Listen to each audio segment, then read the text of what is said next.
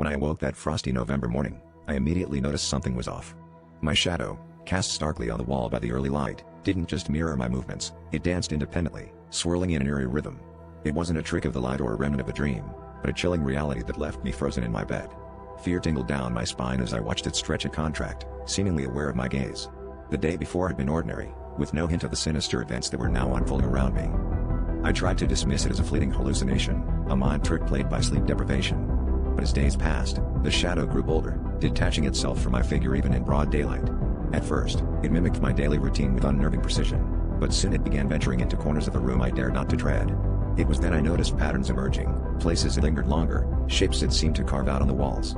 A cryptic message was being painted before my eyes, though its meaning eluded me.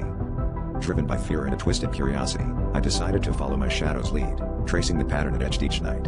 My investigation led me to the abandoned library at the edge of our town, a place I hadn't visited since childhood. The shadow flitted through the dusty aisles, finally settling before a forgotten section of ancient tomes.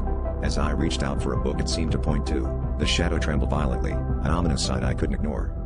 The book held secrets of forgotten rituals and forbidden knowledge, revealing the truth behind my sinister companion, a specter bound to my lineage, seeking liberation through me. As I read the incantations, my shadow convulsed in a frenzied dance, pulling at the fabric of reality. I realized too late that I was merely a vessel in its quest for freedom.